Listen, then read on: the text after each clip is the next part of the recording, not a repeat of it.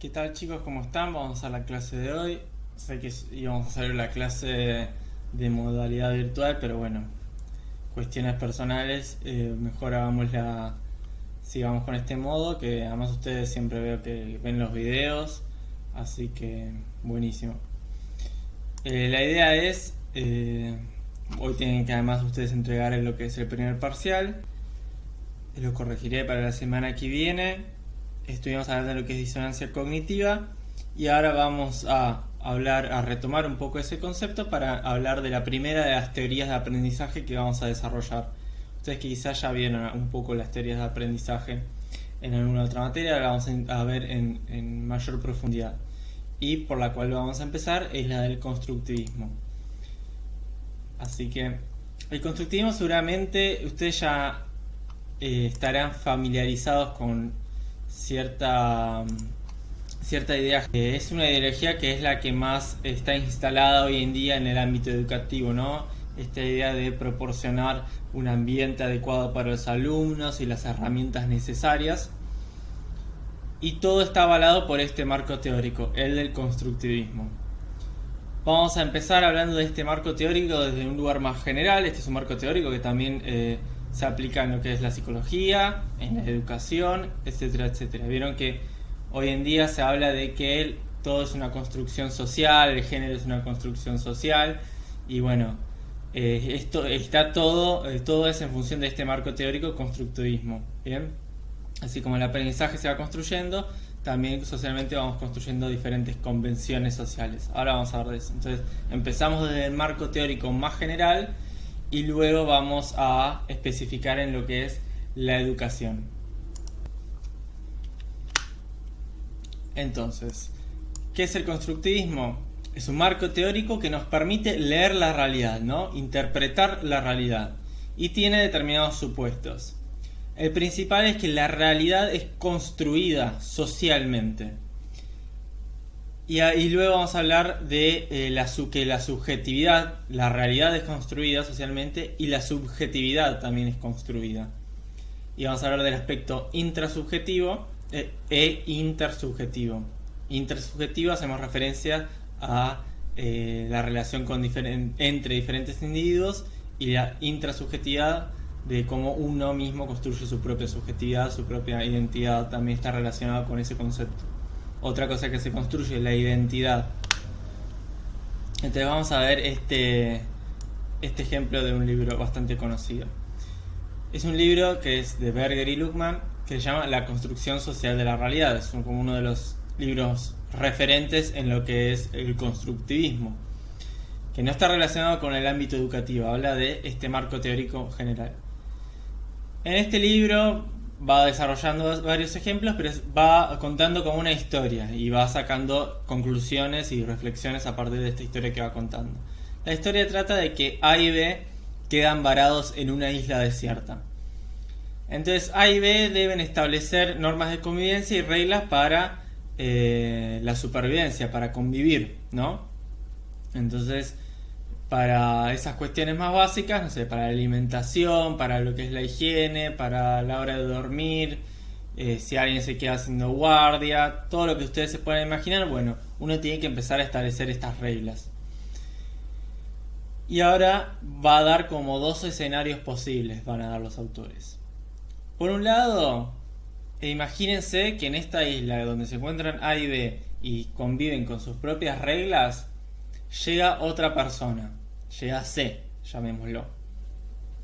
Entonces le dicen, escuchanos, en esta isla tenemos estas reglas.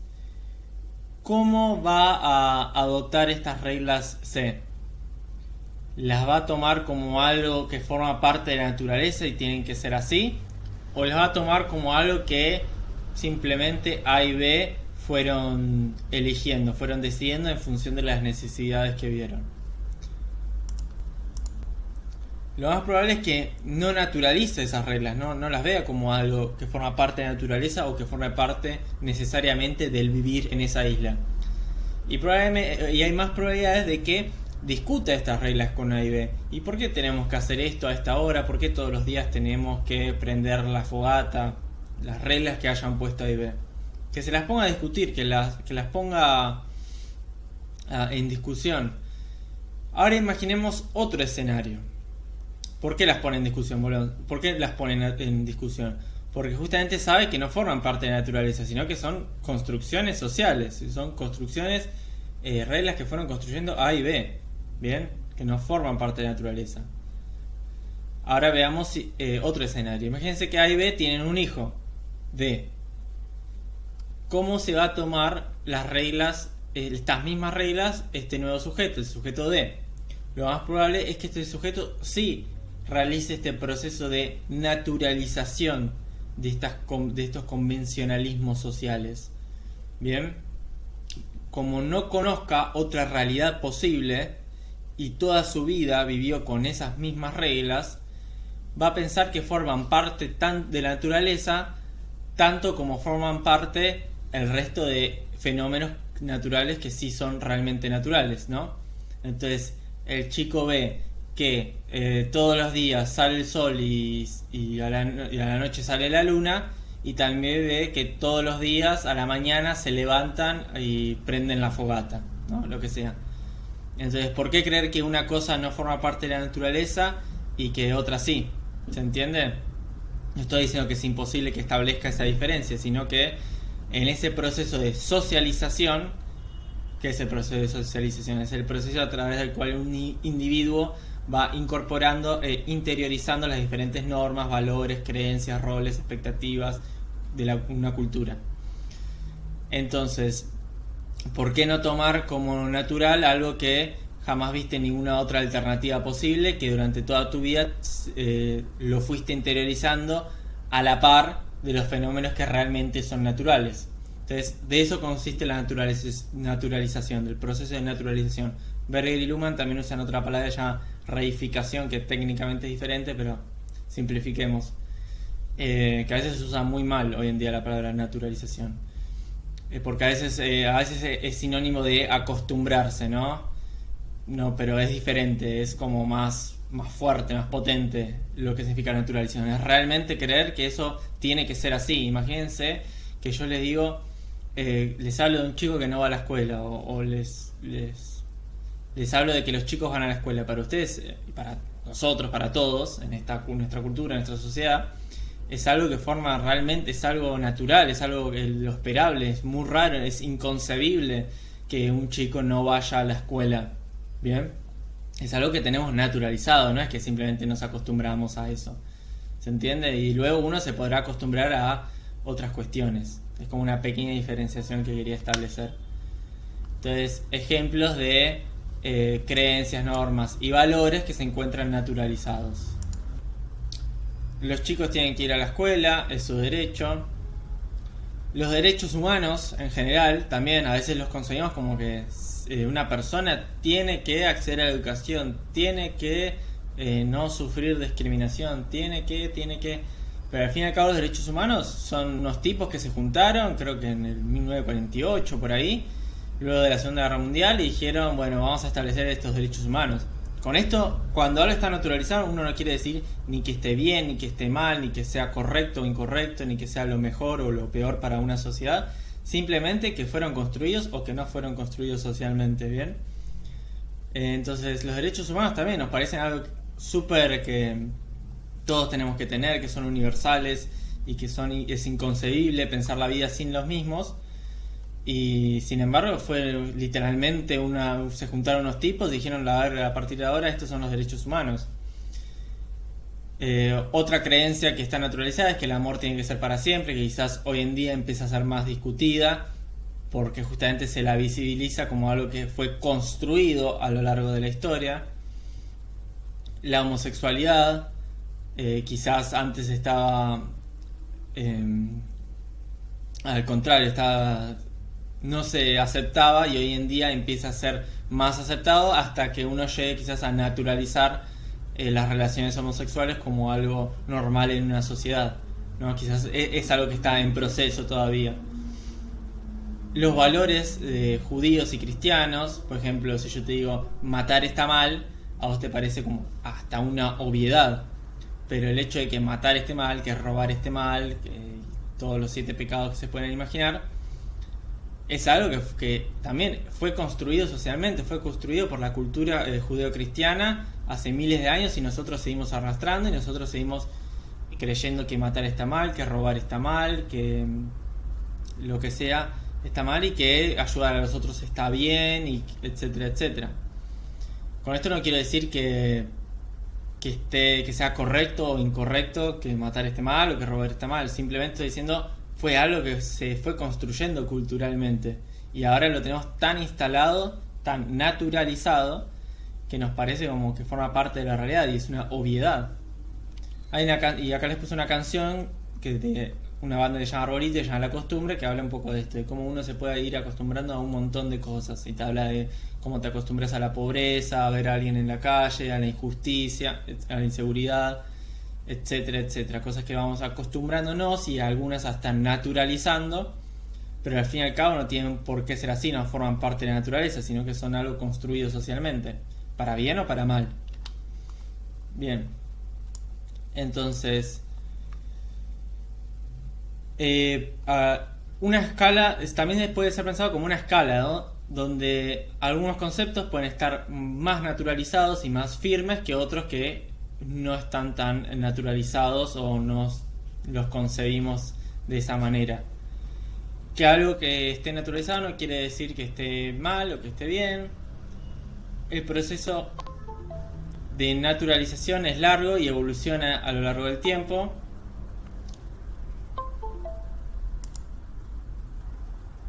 Ahí tuve un problema con la compu. Aquello que antaño estaba naturalizado puede que hoy ya no lo esté y en el futuro vuelva a estarlo. ¿Se entiende? ¿Por qué? Porque no es algo que forma parte de la naturaleza, es algo construido socialmente y a la medida que va cambiando la sociedad, van cambiando las construcciones que realizan para la realidad. Ejemplo, imagínense, en la antigua Grecia estaba normalizado, naturalizado la homosexualidad, ¿no? Por ejemplo, se decía que Alejandro Magno, que es de Macedonia, pero bueno, es la cultura helénica, era homosexual o tenía relaciones homosexuales.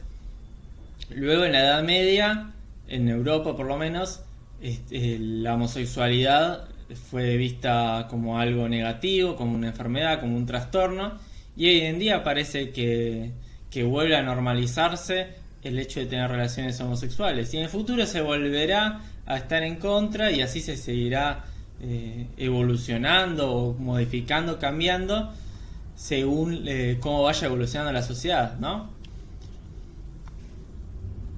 Que la realidad sea una construcción social significa que las convenciones son sociales y no forman parte de la naturaleza. Puede existir cierto grado de influencia biológica en ciertas costumbres, creencias, valores y normas. Esto no quita que no estén en parte construidas socialmente también. Bien, quizás hay veces la influencia biológica puede ser mayor o menor.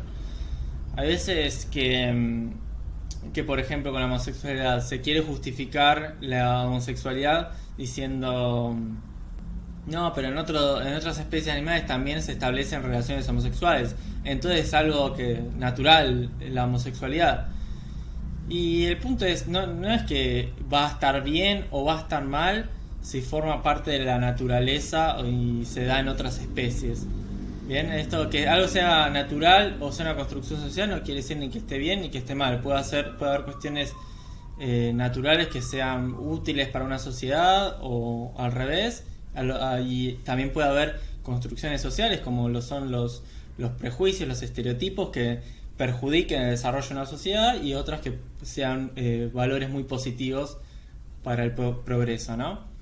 A veces la gente confunde esto, a veces quiere justificar biológicamente algo y cree que si lo hace es válido, ¿no?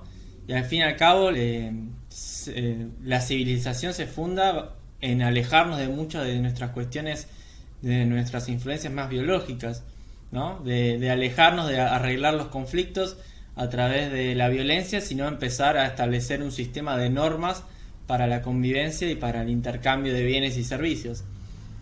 Justamente alejarnos quizás de ciertos aspectos biológicos fue lo más beneficioso, pero la gente a veces insiste en no, lo natural es esto o lo biológico es esto, tanto como para justificar la homosexualidad o para ir en contra, ¿no? Pero creo que a veces nos perdemos en eso y ese no es el punto. Bien. Y acá dos ejemplos que están buenos. Yo suelo darlos en clase. Esto es para empezar a hablar de cómo la subjetividad... Cuando decimos subjetividad también vamos a hablar de la identidad. A ver, explico esto bien rápido.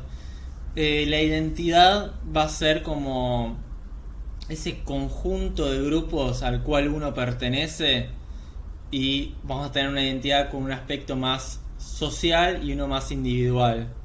No me quiero ir mucho de tema, pero lo hago rápido. Imagínense, yo doy mi ejemplo. ¿Cuál es mi identidad? ¿Cómo fui construyendo mi identidad a lo largo del tiempo? ¿Qué soy yo? Yo soy hombre, soy profesor, soy psicólogo, soy hincha de Tigre, soy argentino, soy latinoamericano, etcétera, etcétera, etcétera. Bien, este conjunto de grupos en particular al cual yo pertenezco conforma lo que es mi identidad. Esa combinación específica que si seguimos incluyendo muchos grupos, el único que va a entrar en todos los grupos voy a ser yo. Bien, mientras más grupos, más se va a ir reduciendo la población. Entonces, ¿cómo es que uno va construyendo esa identidad? Y también cómo la vamos construyendo entre todos. Entonces veamos este ejemplo para que quede más claro el concepto. Este es como una paradoja griega, no sé cómo decirlo. Se llama la nave de Teseo. Dice así: el barco en el cual volvieron desde Creta Teseo y los jóvenes de Atenas tenía 30 remos, y los atenienses los conservaban desde la época de Demetrio, ya que retiraban las tablas estropeadas y las reemplazaban por unas nuevas y más resistentes, de modo que este barco se había convertido en un ejemplo entre los filósofos sobre la identidad de las cosas que crecen. Un grupo defendía que el barco continuaba siendo el mismo, mientras que el otro aseguraba que no lo era. Va de vuelta. Básicamente había un barco muy viejo, era la nave de Teseo, que se iba rompiendo, entonces iban reemplazando todas las partes. Entonces de momento llegó un momento en que reemplazaban tantas partes que la pregunta era: ¿es el mismo barco? ¿Sigue siendo el barco de Teseo? Esa es una pregunta que está buena para debatir. Respondan y hagan su opinión en los comentarios del video. Intenten responder qué opinan de esto, de si creen que a pesar de que cambiaron todas las partes del barco, sigue siendo el barco del Teseo. Esa es la primera pregunta. ¿Estaríamos en presencia del mismo barco si se hubieran reemplazado cada una de las partes del barco una a una? Y la segunda es si las partes reemplazadas se almacenasen y luego se usasen para reconstruir el barco. ¿Cuál de ellos, si lo es alguno, sería el barco original de Teseo? Bien, entonces si yo agarro todas las partes del barco, porque las fui reemplazando, y hago otro barco, entonces ¿cuál de los dos es el barco de Teseo? ¿El que utilizó, el que tiene todas las partes físicas del barco, o el que fue reemplazado? Y después está el mismo, John Locke hizo como el mismo ejemplo con unos calcetines, ¿no? Imagínate que tiene un agujero y yo le pongo un parche y empiezo a ponerle todos parches hasta punto tal que no queda ninguna parte original del calcetín y son todos parches. ¿Sigue siendo el calcetín de Locke o es otro objeto ahora? Entonces este es uno de los ejemplos de cómo se va construyendo la identidad. ¿Por qué? Porque la idea es que, o una de las respuestas posibles, luego ustedes tendrán su opinión, no se dejen influenciar por lo que voy a decir ahora, pero es que la nave de Teseo, a pesar de que uno reemplaza todas las partes, sigue siendo la nave de Teseo. ¿Por qué? Porque justamente hay como una convención social de que todos decimos de que esa es la nave de Teseo, y lo que hace a esa nave, a ese barco, la nave de Teseo, no es las partes físicas de ese barco, sino es el relato y la historia que fue construyendo y atravesando a ese objeto. Bien, si todos seguimos visitando y hablando del mismo objeto como si fuera la nave de Teseo, va a seguir siendo la nave de Teseo, a pesar de que todas sus partes han sido modificadas. Bien, porque uno va construyendo la realidad y la identidad de un objeto y la identidad de las personas y de uno mismo. Entonces, nuestra personalidad es construida a lo largo del tiempo a través de las diferentes experiencias que vivimos, como el barco, ¿no? El barco no es algo físico, ¿no? El barco de Teseo, cuando terminaron de construirlo, no se convirtió en el barco de Teseo. Primero tuvo que subirse Teseo, tener toda su aventura, etcétera, etcétera, y ahí es cuando se convirtió en el barco de Teseo. Nuestra identidad se va construyendo a lo largo de la vida, nuestros grupos de pertenencia y sus características asociadas a cada uno de estos grupos. Nuestras actitudes hacia las cosas también son algo que uno va construyendo. Nuestros recuerdos, no recordamos nuestro pasado tal y como fue, reconstruimos nuestras memorias a partir de cierto... Bueno, este es otro ejemplo acerca de este marco teórico del que es constructivismo. Les doy, por ejemplo, imagínense que yo les digo, intentar recordar tu cumple de 15, ¿no?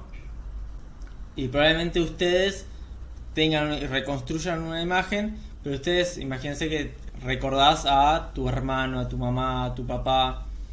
Lo más probable es que no recuerdes la imagen tal y como es, sino que por un lado vos recuerdes cómo era tu hermano, tu tío, cuando tenía 14 años o la edad correspondiente, y vos coloques ese recuerdo que vos tenés de ese pariente o de ese amigo, lo que sea, en el recuerdo de tu cumpleaños de 15. Entonces así es como vas a ir armando. Por un lado recordás cómo eran las mesas, por otro lado recordás cómo era el salón, cómo estaban dispuestas las mesas, quiénes fueron, cómo estaban vestidos, y así es como vas a ir construyendo ese recuerdo. Quizás no recordás la imagen vívida de vos estando ahí, sino que es algo que reconstruís. Esto también hay muchos experimentos hechos. Por ejemplo, hay un experimento que les hablo así rápido porque está bueno, que básicamente les muestran una imagen, agarran dos grupos de personas, ¿no? 30 sujetos acá, 30 sujetos allá, y les muestran el video de un accidente de tráfico y luego les hacen preguntas a ver qué se acuerdan. A todos les preguntan a qué velocidad iba el coche que chocó, ¿no? A todos les preguntaban a qué velocidad iba el coche, y a un grupo les dijo el coche que chocó, y en el otro grupo le preguntaban a qué velocidad iba el coche que golpeó. ¿Bien? Y se vio que la velocidad que decían en un grupo y en otro era diferente. ¿En función de qué? En función de cómo les habían planteado la pregunta. A los que les dijeron chocó, dijeron como que iba mucho más rápido, y a los que les preguntaron a qué velocidad iba el coche que golpeó, les dijeron una velocidad menor. Bien, entonces en función de la pregunta que le hicieron, el recuerdo de el video que habían visto era diferente. Y después también preguntaban otras cosas. Preguntaban, ¿había vidrios en el suelo? ¿Había sangre? ¿Había víctimas? Etcétera, etcétera. Y bueno, todas estas cuestiones, las que acabo de mencionar, por ejemplo, en la gente que simplemente les dijeron la palabra chocó, aparecían con más frecuencia que en el otro grupo. Miren qué influenciables que pueden llegar a ser los recuerdos. Es un experimento bastante conocido, que con una sola palabra puedes cambiar todo el recuerdo y escenario que uno construye en la mente, justamente por eso, porque lo tiene que construir de vuelta. No te acordás la realidad tal y como es, sino que la reconstruís. Bien. Entonces, y por último, cómo la identidad es construida desde factores que ya vimos en el ejemplo de la NTC, como uno va construyendo a lo largo de la historia su propia identidad. Y ahora también es ver un poco cómo los factores externos pueden influenciar en cómo nosotros somos construidos. Toda esta teoría que estoy dando no es para que ustedes no va a ser evaluada ni nada, es para que ustedes se introduzcan un poco en este marco teórico que es bastante complejo, pero es muy útil y muy utilizado hoy en día, y más que nada en lo que es educación. Entonces, por ejemplo, con la globalización, a partir de la misma, los valores de la cultura occidental nos atraviesan a todos los individuos, a través de la música, las películas, las series, los libros, ¿no? A través de todos estos medios es como vemos diferentes representaciones. ¿Qué es ser hombre? ¿Qué es ser mujer? Bueno, todas las películas, las series, los libros, lo que sea, nos proponen ejemplos y modelos, los cuales nosotros, querramos o no, pasivamente, adoptamos, asimilamos o interiorizamos. Bien. Las representaciones sociales y los estereotipos nos influyen y nos hacen ver la realidad de una manera determinada. Nosotros nos identificamos con esos estereotipos. Imagínense, yo soy hombre y veo que todos los hombres, no sé, uso TikTok o uso una red social en Instagram y veo que todos los hombres poseen X característica. Entonces, si yo me considero hombre, para seguir considerándome tal, voy a tener que poseer esa característica, porque veo que todos los hombres, toda la gente que pertenece a ese grupo que yo pertenezco, tiene esa característica. ¿Se entiende? O si no, no me puedo seguir considerando hombre. Y así, así como van transcurriendo las modas y los trends que se dice ahora, los challenge, lo que sea. Pero se entiende como uno va interiorizando y asimilando esas características. Luego también obviamente no es que uno asimila absolutamente todo, sino que está esa tendencia entre mi ser individual, donde yo tengo que tener algunos rasgos que me identifiquen y me diferencien de los demás, y mi ser más social, donde yo tengo que compartir y coincidir en las características para decir que pertenezco a un grupo o al otro. La escuela es uno de los principales dispositivos de control social a través del cual se seleccionan conductas, valores y creencias. Bien, entonces uno de los principales factores externos que influyen en nuestra identidad, en nuestra subjetividad y la construyen es la escuela, ¿no? Que va diciendo si esta creencia está mal, esta creencia está bien, la tierra no es plana, la tierra es redonda. Tenés que ser amable con tus compañeros, no tenés que portarte mal, tenés que creer esto acerca de la realidad, no tenés que creer esto otro, etcétera, etcétera, ¿no? Es uno de los principales dispositivos, para bien o para mal, ¿no? Para todo, que influyen externamente en esta construcción que tenemos de nuestra identidad. ¿Bien?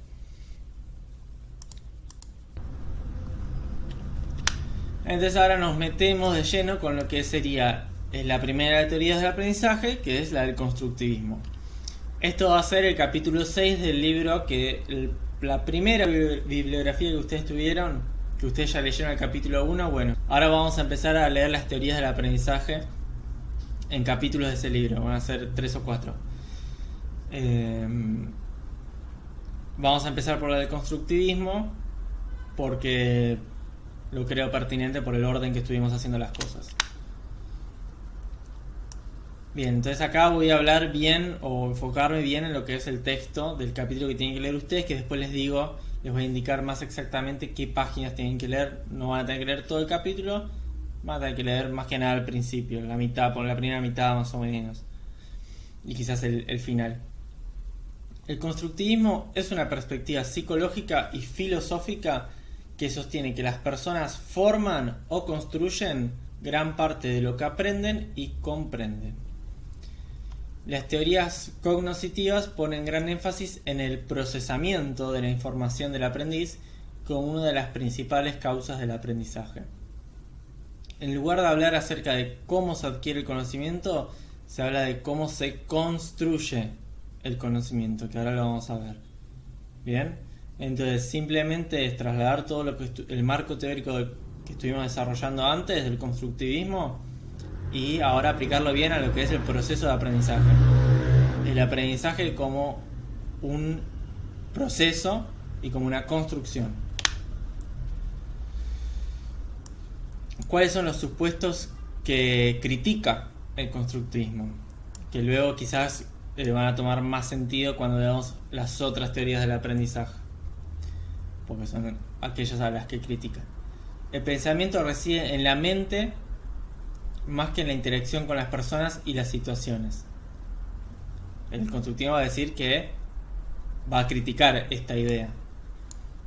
Sí, va a criticar que se pueda entender la complejidad del aprendizaje reduciéndolo a lo que sucede dentro de la mente.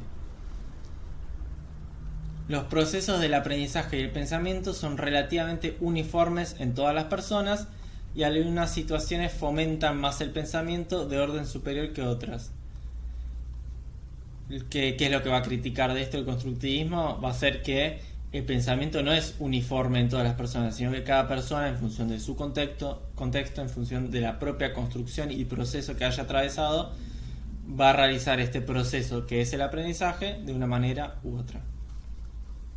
El pensamiento deriva del conocimiento y de las habilidades desarrolladas en entornos de enseñanza formal, más que de competencias conceptuales generales que resultan de las propias experiencias y de habilidades innatas.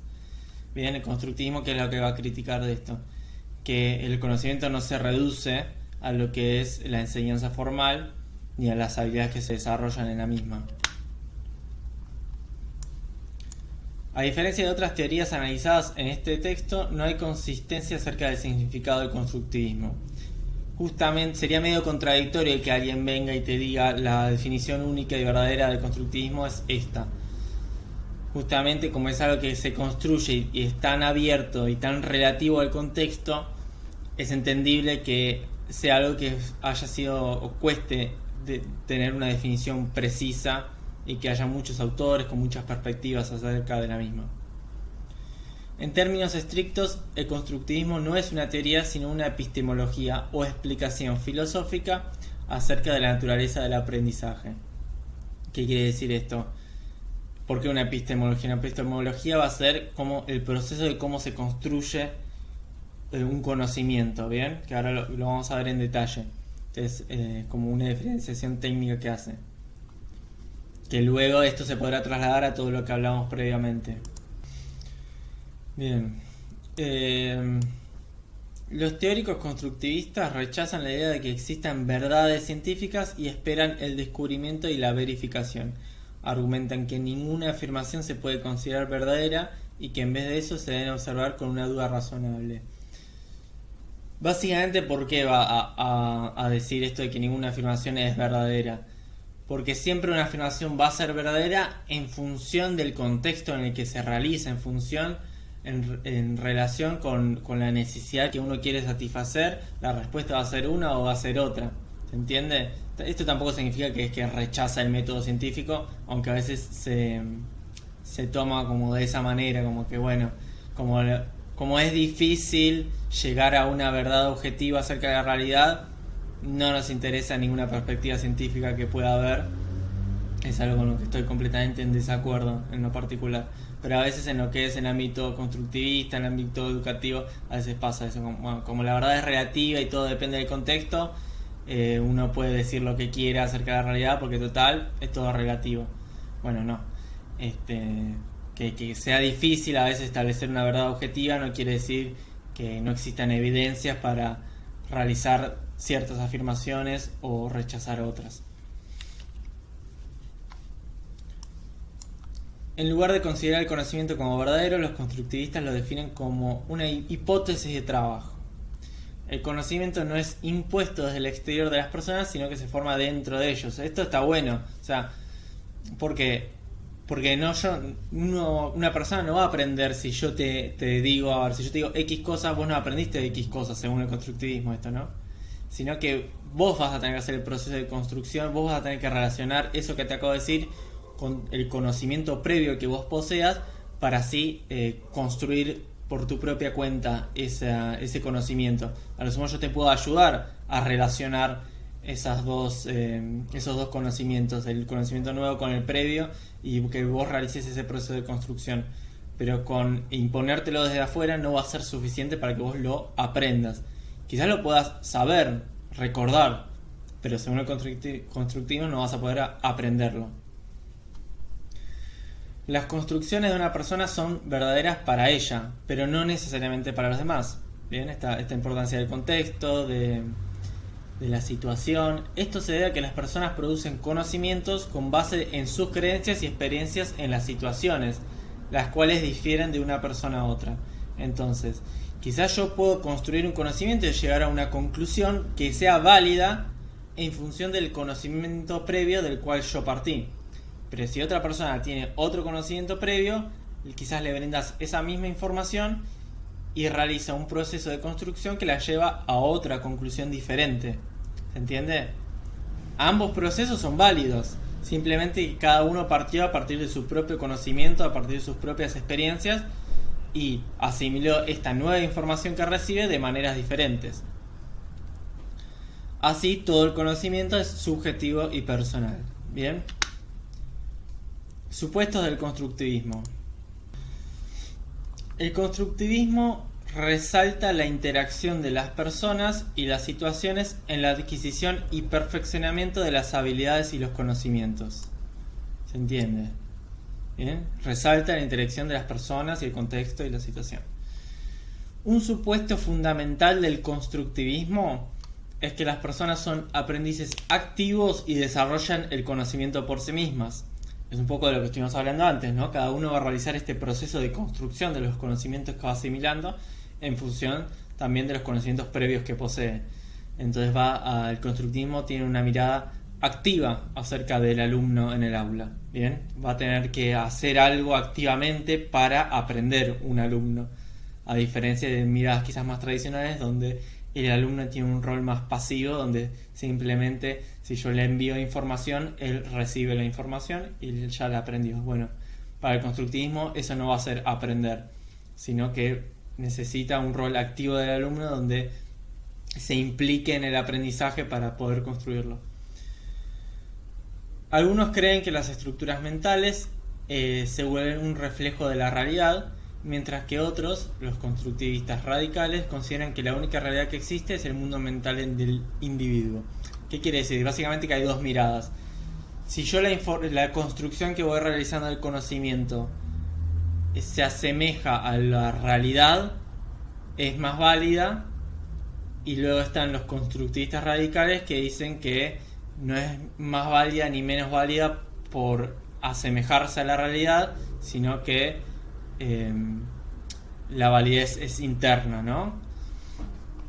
Los profesores no deben enseñar en el sentido tradicional de dar instrucción a un grupo de estudiantes, sino que más bien deben estructurar situaciones en las que los estudiantes participen de manera activa con el contenido a través de la manipulación de los materiales y la interacción social. Bien. Entonces, el texto va a proponer tres perspectivas de lo que es el constructivismo.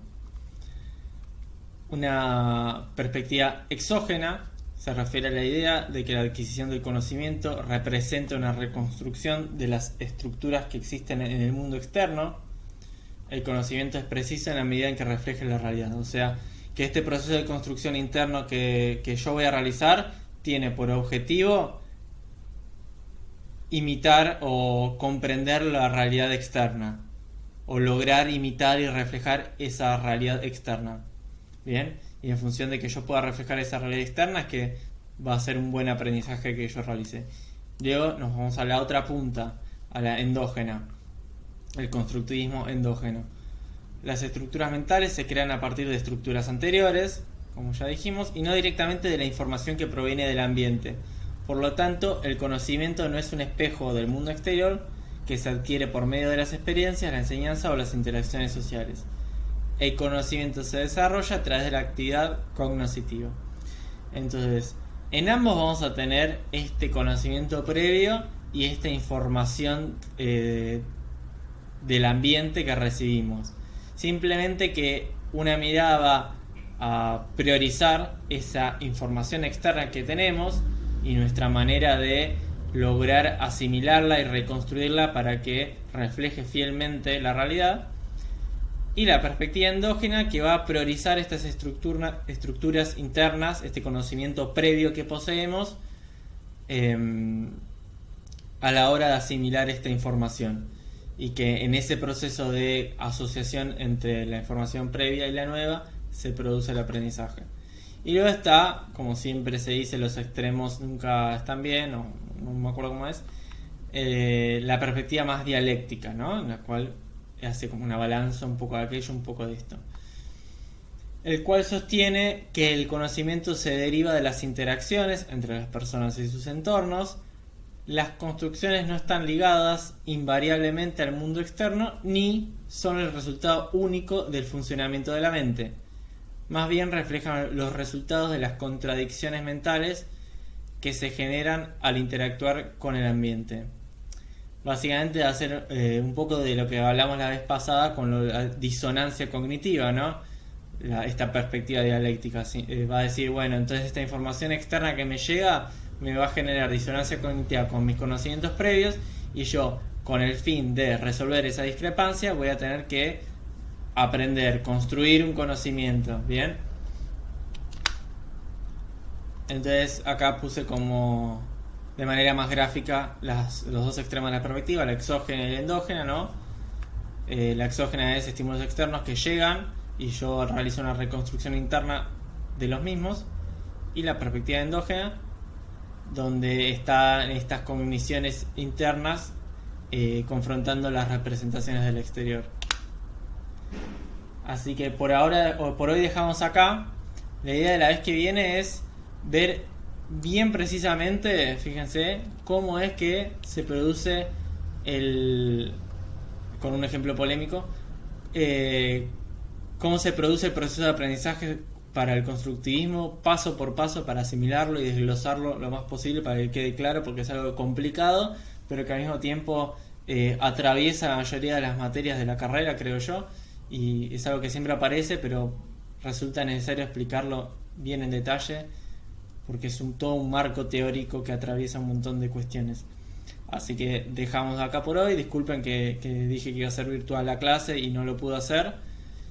Si tienen alguna pregunta, no duden. Espero que seguro les fue bien en el parcial y nos vemos la semana que viene.